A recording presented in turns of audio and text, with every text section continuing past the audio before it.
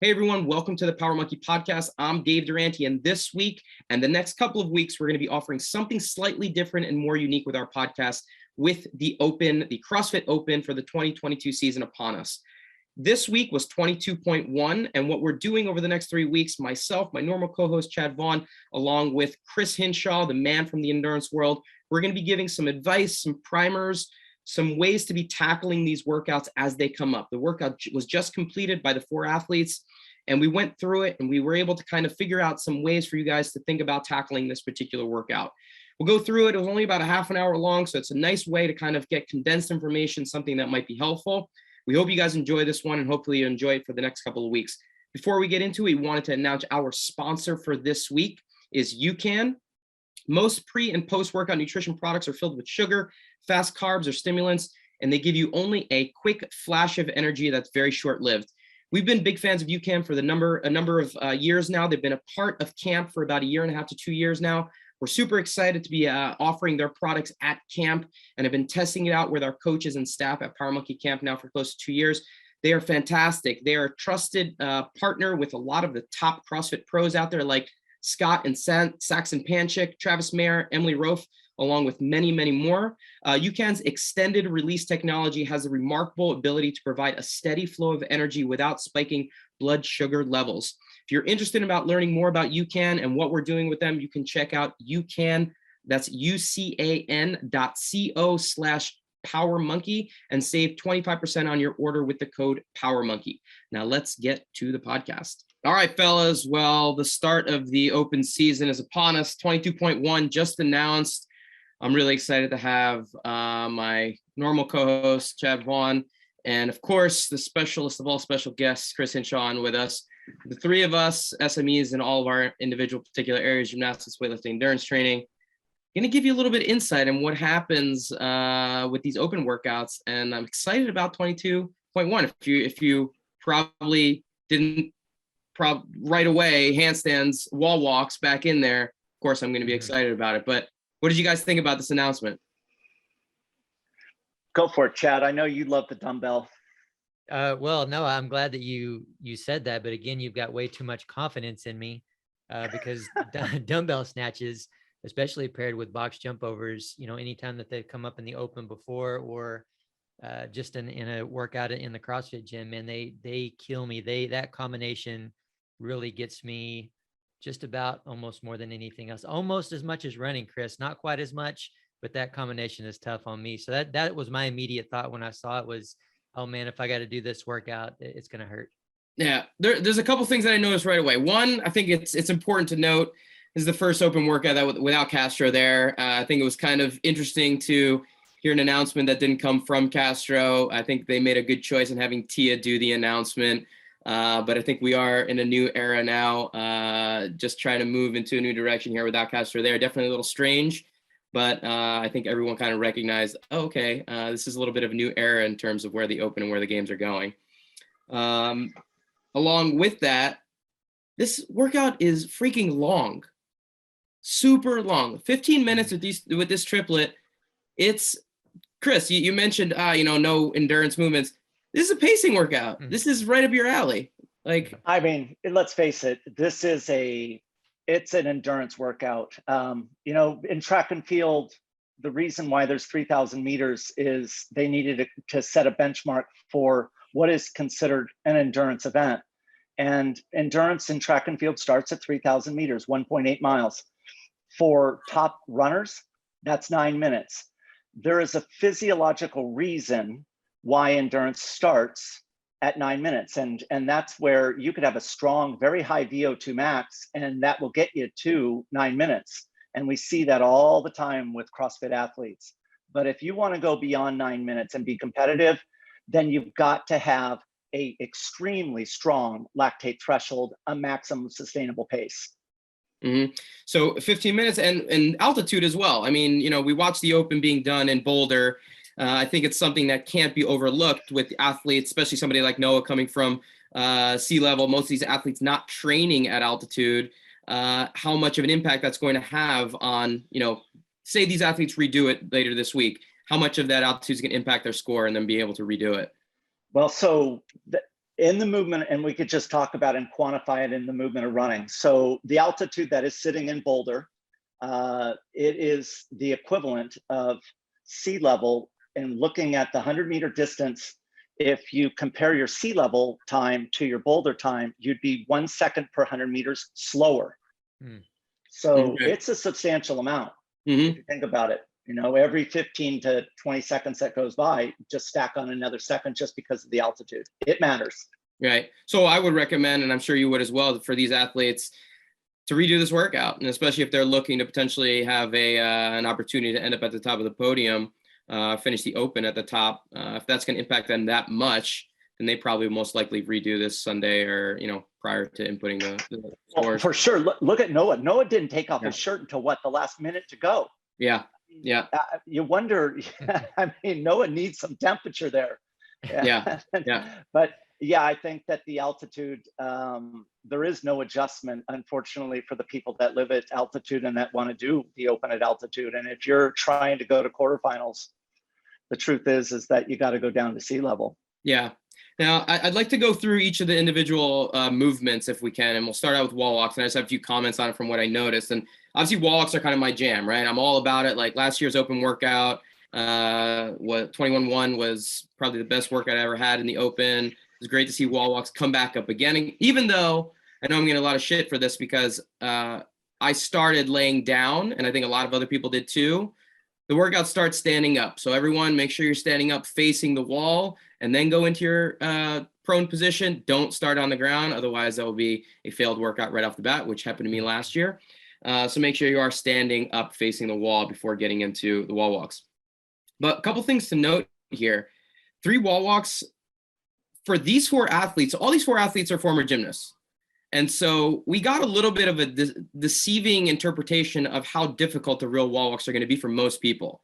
I think by 10 to 12 rounds, what we saw from these 4 athletes, it's going to be devastating, the wall walks, for most other people. And we're going to see them maybe flop down to the ground halfway through rather than guiding themselves down. So the wall walks, you're going to get a little bit of misinterpretation of how challenging they are, because Pat, Noah, Danielle, and Bethany are all really, really good with handstands and have a good, solid gymnastics foundation.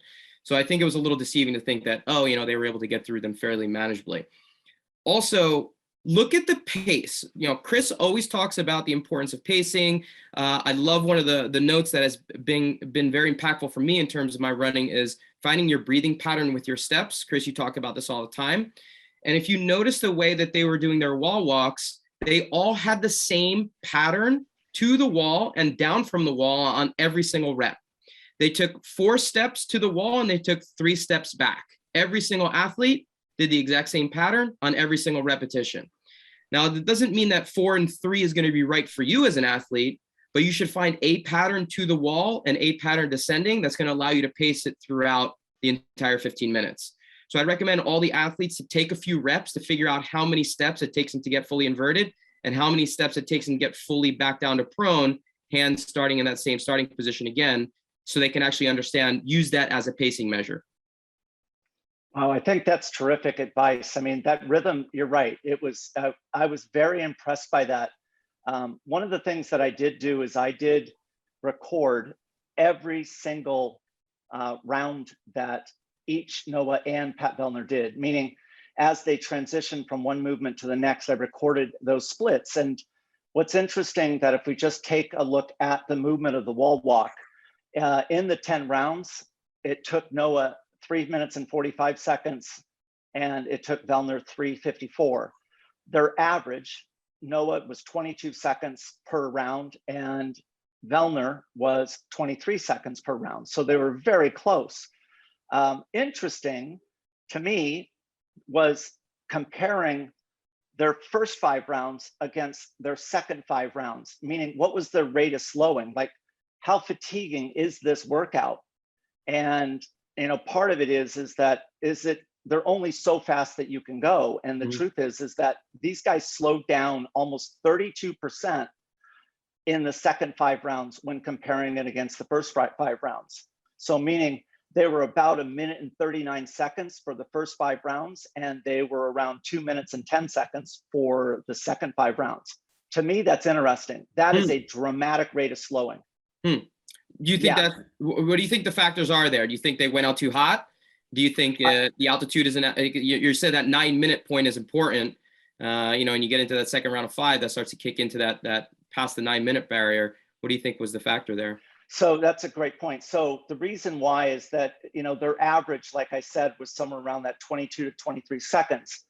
The first round, because it was the start of the competition, they're fired up. The first round took them both 15 seconds. And so they did in the first round pick up around 8 of that difference between the first half and the second half, which still puts it, in that 20+% range of rate of slowing, which is, again, substantial. But as we progress through this workout, what we're going to find out is the biggest rate of slowing was in the box jumps. Mm-hmm. So transitions now, right? Transitions are always going to be an important factor on these types of workouts where there's only so much time that you can pick up on something like a dumbbell snatch. Do you have suggestions on how you would transition from exercise to exercise? And what I mean by that is, if you're going to pace this workout, would you recommend trying to rest between the exercises, or try to find a pace within each of the exercises where you should drop the dumbbell, take a couple additional breaths between the box jumps? What do you think would be a better strategy there? Resting between the exercise, or finding rest points within the actual exercises? Personally, I would like to make the transition as fast as you possibly can and get yourself ready. You always run the risk, if you are taking your time in your transitions, to taking more time once you get to the movement. So my feeling is that, just get to the position where you need to. And that's what we saw Vellner doing. Vellner's transition, it was really remarkable. And I don't know if you guys caught it, but one of the things that really worked in his benefit is he was doing 16 box jumps for the first couple of rounds, 4 rounds, yeah. which really put him in a unique position to hop off the box and then step, and then he's laying back down again. It was really quick in attacking the box jump from when he ended that box jump movement into the wall walk. It was dramatically faster than what Noah was doing. Yeah. Now onto the dumbbell snatch. Chad, you were mentioning maybe before we went on the air, but you think of this as maybe a weightlifting type of a movement, but I imagine that this isn't an exercise you would do very much, or you've ever done outside of CrossFit training. What do you think about dumbbell snatches and the workout in general? Yeah, I mean, whether they're dumbbell snatches or whether they're regular snatches in a CrossFit workout, it's some of the hardest movements for me and for a lot of individuals. And the thing is that we watch these, elite athletes, these elite CrossFitters in general, do these workouts, and we speak in terms of what they did, and we try to compare it to what the other CrossFitters in the community are going to be able to do. And I always try to think of myself as an example, because as you guys know, I get fatigued quicker than just about anyone else does. And so when I'm watching these workouts, and when I think about what's going to happen to my body at some point or towards the end of the workout, I try to reason with myself and say, okay, like Chris always talks about, you're going to have to pace. What is the best way for you to pace? And so I'm thinking, if I'm going to have to do singles on the dumbbell snatches in the end, or at some point pretty quickly in the workout, then maybe I should go ahead and do those singles in the beginning. And what that means is, if you're going to have to switch hands anyways, why don't you go ahead and completely set it down on the ground, let go of it. You don't have to stand back up, of course, but then grab it with the other hand instead of switching on the way down, because that's going to take some skill. That's going to take some energy away from you to switch every single time. Now, if you've got elite level capacity and you can blow through all these movements through the whole 15 minutes, then by all means, go ahead and do it. But, as Hinshaw was mentioning, there was a slowing on the last 5 minutes versus the first 5 minutes. Could these athletes have maintained a better pace through the whole workout if they went slightly slower in the beginning? I don't know that. I don't know the answer to that, because they're at such a high level. But I know for myself, if I do these singles from the very beginning, I'm going to probably get a better score ultimately through those 15 minutes. I'm going to be able to sustain my pace for a little bit of a longer period of time, or better throughout the entire workout. And another part of this too is that, again, we see these athletes doing certain things, like they muscle snatch the whole time. Yeah. with single arms, and they have the ability to do that and still be able to maintain that their level of pace to a relative degree.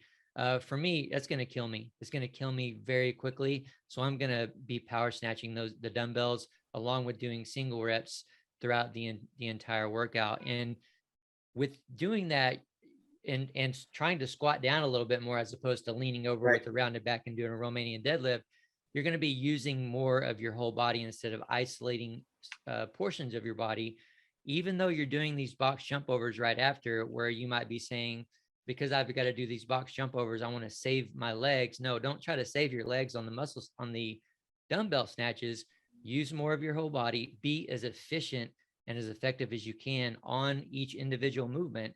And we're talking about dumbbell snatches right now. So think in terms of squatting down, doing a power snatch instead of a muscle snatch, setting it down and gripping it with the other hand, and then going again, and then get into a rhythm like that. And I think you're going to have a better chance of not having to rest in the middle of those muscle snatches. I mean, I think I'm going to have to anyway, to be honest with you, but I'm going to have the best chance. And I think other individuals will have the best chance of not having to rest in the middle of their muscle snatches if they go power and if they do singles from the very beginning.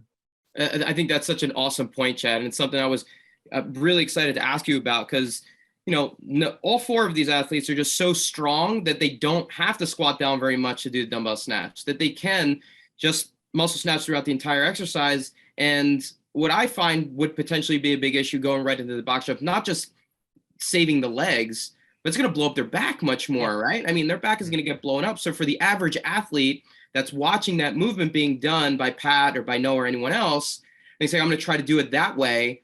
You might not have the back strength and the back ability to be able to maintain in the same way they are. You go to those box jumps over and your back is going to get blown up by round 3. So I think you're exactly right that, maybe they're doing it a particular way because they have the strength to be able to kind of maybe allow them to sustain it throughout the 15 minutes, but that's probably not going to work for everybody. Well, plus we're talking about a 50-pound and a 35-pound dumbbell. That's not extremely easy for everyone. So, even for me, that's a light weight for me, or medium weight, whatever it is, whatever you want to call it. But it's going to kill my arms. If I muscle snatch all those, my arms are going to be extremely fatigued going into the wall walks that I'm going to have to use my arms on. Yeah.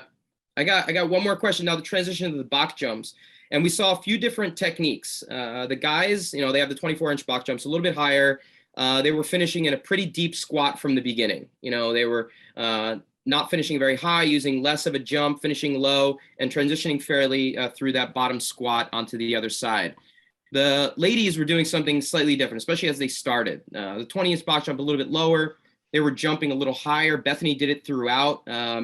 Danielle was kind of switching back and forth from finishing in a really high jump versus finishing down low. Chad, if you were to do this, would you try to finish down low? And do you think that would start to create too much of a pump in your legs? Or I'm curious what your strategy would be in terms of finishing position on the box jump.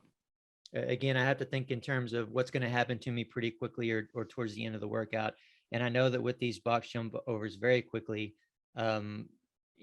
with being in energy conservation mode, I'm going to have to land in a full squat. One, I've got mobility and I'm comfortable in that position, so it's not going to fatigue me near as much as jumping high and landing high. So I'm going to land in that full squat and I'm going to step down. And now, even if the standard wasn't that you have to step down, I would have stepped down immediately anyways, again, because I think that's more efficient. It's going to be more efficient than jumping up and then jumping back down and having to land and catch yourself. So jumping up, landing in a squat, stepping down, and then as much as I possibly can, going right back into that next rep. But again, if you're exploding hard or as harder to land higher to try to save your legs, it's like not really going to conserve in the way that you think it's going to. I kind of like walked you into that, Chad, just giving you ability to talk about bottom squat position as much as possible. Hey, I feel like I did a really good job cutting that short. So there you go. But I mean, what you're saying though, Chad, is that like Vellner probably had it easier than on the box jumps because of his height. Yeah. Right. I think so too. No doubt. Mm-hmm. Yeah. Yeah. I mean, I initially thought about it at the when this was announced. I'm like, does Noah have an advantage because of the wall walks and the dumbbell snatches. But the truth is that it didn't turn out to be an advantage at all. The true advantage was the height and getting on and off of that box. Unless the altitude impacted him more than I think he anticipated. I mean, I'm curious to see if Noah redoes this down in Miami, what his score ends up being. But Chris, back to you on the box jumps, the new standard here. I'm a huge proponent of this standard change, and it's something we talk about all the time, always working towards proper mechanics, always working towards highest version of the movement. I love the idea of them working away from rebounding on the box jump and working more towards a stepping down. I'm curious from your perspective, what we've seen with torn Achilles and things like that and injuries to the lower leg, how you feel about this new standard change. I love this new change. I mean, to make it a mandatory change where they're telling athletes, you must step down. Let's face it, the risk that you're willing to take if you're a competitive athlete is extreme. I mean, the extraordinary measures that people put themselves in to get to the next level, they're always going to take a risk, always. I mean, the things that I used to do in the sport of triathlons, like if my bike wasn't sliding when I was going down a steep mountain pass because I wasn't cornering sharp enough, I was disappointed in myself. That you wanted to be right on that razor's edge all the time. And I like the fact that this is mandated. It's now CrossFit, and I see a dramatic shift, that they're really looking out for the safety, the health and well-being of the athlete. That's a big deal in my opinion. I couldn't agree more. I love that change. And all the listeners out there, be ready for some additional changes as well. Like we talk about all the time, standards will continue to change, whether that be on the gymnastics side or now we're seeing on some jumping movements. Be prepared and understand that, safety needs to be taken into consideration. I like this change. I think that the box jumps, without a doubt, were the hardest of the three movements. But interestingly enough, I mean, first of all, I really like this workout. I like the way in which it was structured. I think that they put a lot of time into each of the time domains, meaning they tried to create something that was very balanced. I mean, if we talk about balanced, on average, it was roughly 4 minutes for the first movement. For the second movement, it was 4.5 minutes, and the third movement was a little over 5 minutes. I mean, very, very close between the three of them. But without a doubt, these two, like the men, they struggled the most in the box jump. I believe that most people will struggle the most in the box jump because of the ballistic nature of a jump. When you look at a ballistic movement, you're forced to recruit more fast twitch fibers, and unfortunately, that's how the fatigue is going to really skyrocket. And this is a decent number of reps where there's no relief. And so, I think that the ballistic in that high force recruitment to make this jump is going to be the biggest trouble for most people. And we saw it also with Noah. Noah's fit. I mean, look at Noah at the end of that. I mean, Noah, 2 months ago ran a 5:09 mile. So if it's hurting a guy that could run a 5:09 mile, imagine what it will do to, the recreational or even the experienced CrossFit athlete. Yeah, I just wouldn't underestimate the wall walks. From what we saw last year in 21-1, how devastated people were, even in the early rounds. I know it was 21 to start out with, and it was pretty devastating, but 3 reps over the course of numerous rounds are going to be blowing up people's shoulders. You're going to see a lot of just cascading down the wall rather than the guiding that we saw for most of these athletes. So I wouldn't sleep on the wall walks for most of the recreational athletes out there. Yeah, well, Dave, I think, go ahead, Chad. I was going to say I have to completely agree, because it's very deceiving when we watch, as you said in the beginning, Dave, these 4 athletes, these elite CrossFitters with solid gymnastic backgrounds, do the wall walks. And again, I'm thinking, I'm using myself for an example. Again, I've got a strong upper body. I'm good with handstands, but I'm probably going to fall on my face pretty quickly with these wall walks, and I'm pretty confident in that. I'm a little bit scared. And your overhead position is phenomenal. You know what I mean? Your handstand mobility, is great. All this stuff. But that just, to your point, 15 minutes, multiple rounds of this, walking up and down the wall like that. I would rather honestly do handstand push-ups. And I wanted to ask you, Dave, what you think about this movement. And do you feel like it is their way of trying to be more inclusive, which I think it is probably a little bit more inclusive, but is it, what are the pros and cons of using this instead of handstand push-ups or handstand walks? And what do you think about the standard? I think it's a really good point, Chad, and something that Sadie and I were talking about when we were watching the Open live. I love the change, and it's one of the main reasons is, I am not a huge proponent of kipping handstand push-ups for anyone, not even elite CrossFitters.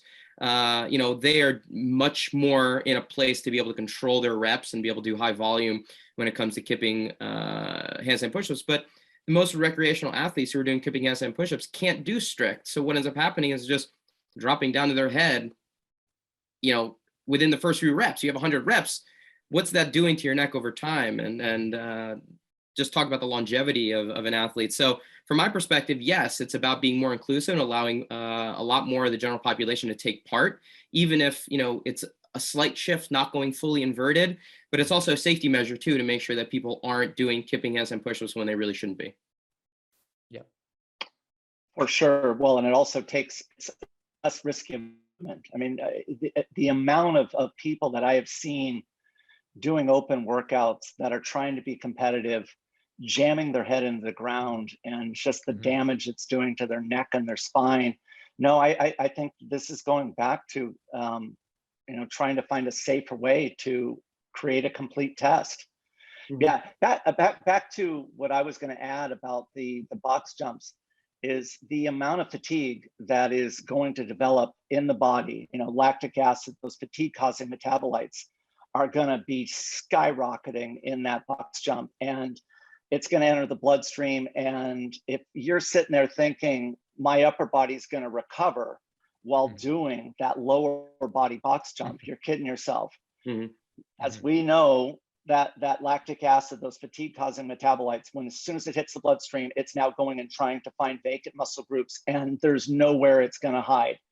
Those smaller muscle groups, the upper body, are going to be damaged. And that's what people don't recognize is, look at the amount of lean muscle mass that you have in your legs, and now compare that against your biceps, triceps, and deltoids, your shoulders. I mean, it's apples and oranges.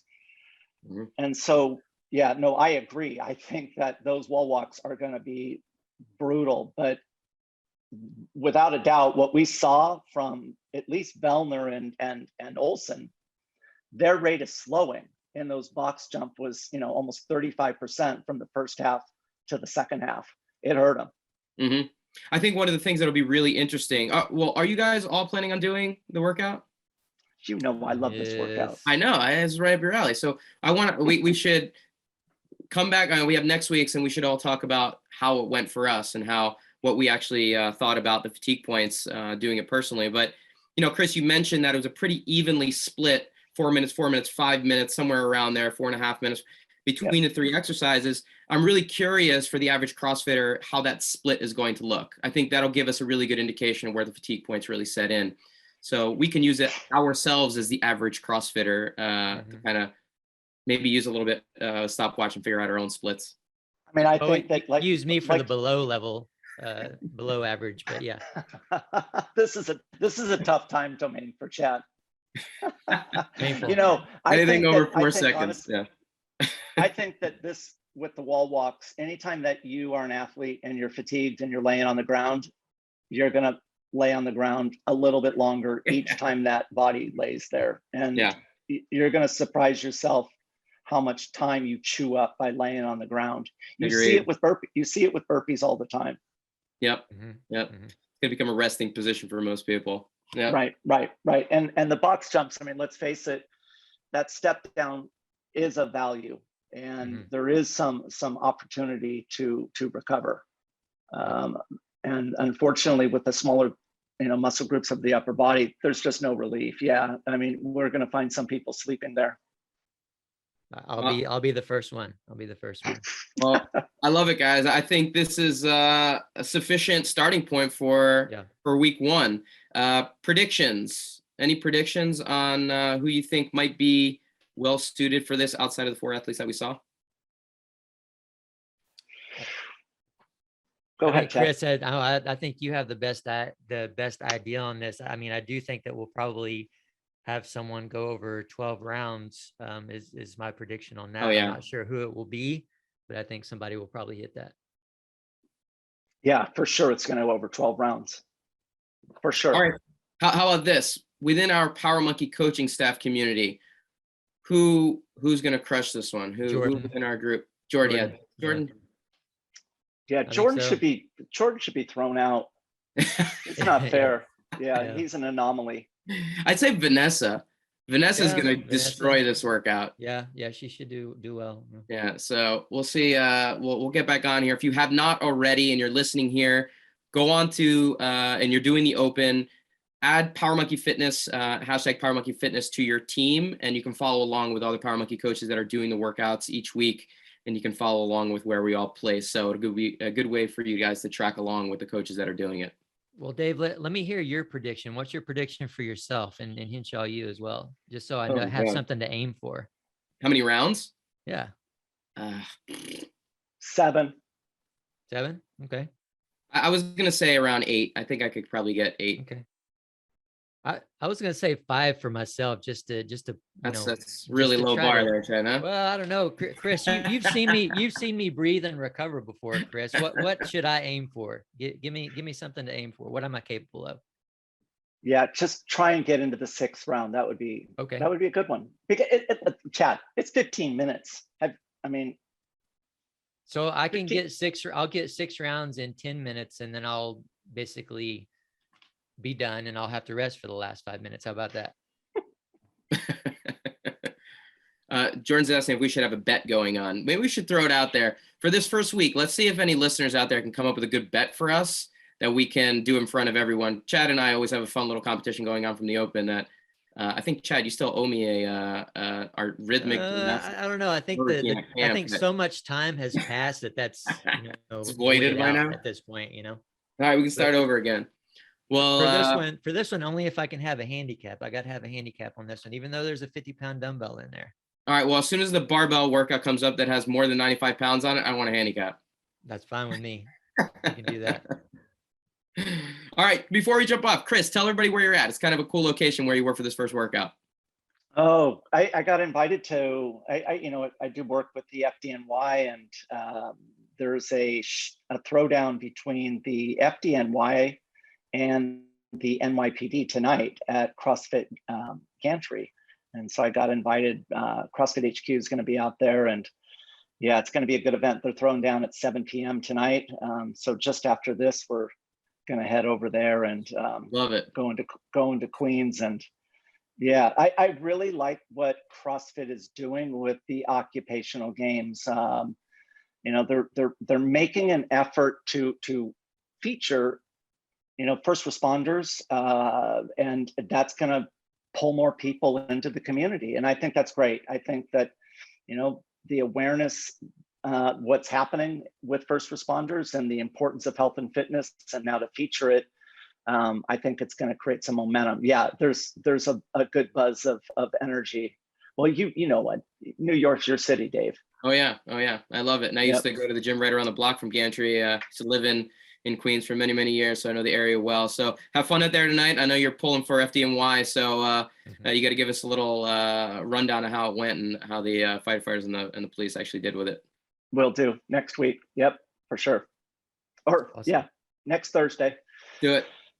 Yep. Awesome. Well, Dave, unless you have anything to add, I think we can probably wrap it up with that. Go for it. Good for week 1. It was a pleasure, absolute pleasure. Always a pleasure to chat with you guys, and especially a pleasure to sit here and look at Jordan the whole time. So I'm glad he's here with us as well.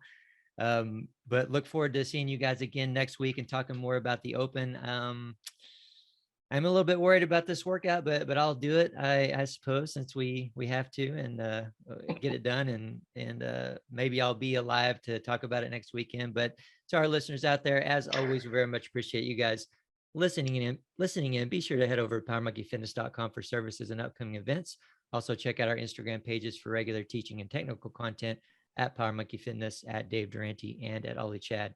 And on behalf of Power Monkey Fitness, we're your hosts, I'm Chad Vaughn with Dave Durante. And until next time, guys, thank you all for listening.